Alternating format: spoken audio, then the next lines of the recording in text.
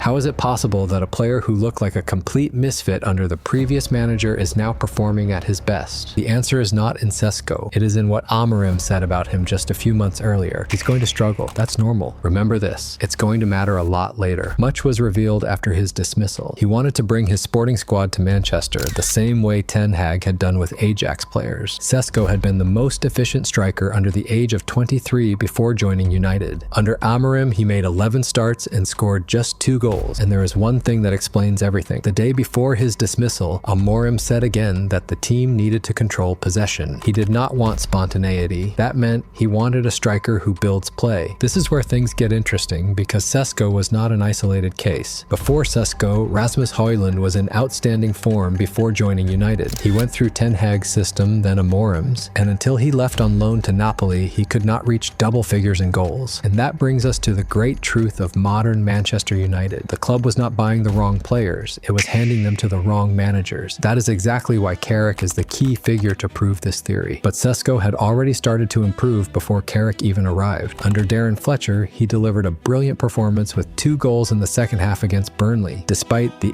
FA Cup exit, he was the only bright spot with a consolation goal in the 85th minute. Alongside a packed fixture schedule, Amorim had left behind serious toxicity in the dressing room, and that was Carrick's primary task to deal with. Luke Shaw described it best. Carrick understands the club and knows what it takes to keep everyone happy. The matches that followed proved Carrick had managed to remove Amorim's ghost from the dressing room. But what followed was not something Sesko would have enjoyed. Carrick essentially nailed him to the bench in the first 2 matches. Instead of destroying the Slovenian international's confidence, Carrick convinced him of the importance of his role. He removed the pressure of starting and gave him a clear mission. Sesko accepted that role perfectly. Against Fulham, Sesko gets just 17 minutes. Everyone shared that winning goal in the 94th minute, but far more important is what happened a few minutes earlier. Sesko misses a clear header with the goal at his mercy. Under Amorim, that situation would never have happened in the first place. Carrick did not let him switch off, and in the chaos of Old Trafford, Sesko demands the ball, drives between the 2 center backs, and breaks the game open. Where does that confidence suddenly come from in a player who had looked completely lost for months? We are talking about a striker that club legend Gary Neville claimed was miles away from Premier League standards. What happened is far simpler than you think. Carrick simply told him to stop leaving the zone where he kills, and he became his secret weapon. But this story has 2 sides. What exactly does that mean? The first is Carrick's football intelligence. He knew exactly at which moment in a match the opposition defense would not be able to track his attack with Sesko. In their last 25 matches, Arsenal had only lost once after taking the lead. That defeat was inflicted by Michael Carrick. That is the perfect example of how Carrick's system breaks down even the best teams in the league. But that same system was also facing moments where United were a hair's breadth from defeat, and this is where Carrick's secret weapon comes in. Fabio Silva had prepared his team for United, not for Sesko. Same with Nuno Espirito Santo, who built a system that suffocated United for the entire match and pushed them to the brink of their first defeat. But Carrick used Sesko as the one thing Nuno's system could not predict. Why did Sesko become unpredictable? The moment Amorim's system was removed, Sesko became more dangerous with far fewer touches, and that is exactly what made him impossible to prepare for, and what extended Carrick's unbeaten run. When the same player decides 2 consecutive matches, teams start locking everything down in the final 10 minutes. And that was the perfect trap. Everton were ready for war after the 85th minute, but Carrick does not recycle the same tactic this time. He brings Sesko on earlier than ever before, which says enough about how close the starting spot is for Sesko. Everton's center backs felt no panic. They were preparing for what they thought was coming at the end. United had been waiting for exactly that logic. Everton controlled the match. They had corners that seemed to never end. They camped in front of United's goal. One pass was enough to decide the game. Cunha picks the ball up and switches the play with a pass towards Mbeumo, breaking the entire defensive shape, while Sesko hits 35 kilometers per hour. And in that run, in front of Pickford's goal, with not a single wasted touch, he drives the ball into the net without a trace of panic. Carrick had once again outthought an opponent he had allowed to control the game. And now remember that Amorim quote before his sacking: "We don't want to be a team built on transitions." Amorim was afraid of exactly this Sesko, a side that functioned better without his system. Sesko put it simply: "It doesn't matter whether I come on in the 5th or the 90th minute. What matters is that I deliver when it counts." That is why United are now finding goals at exactly the moment you think they have lost control.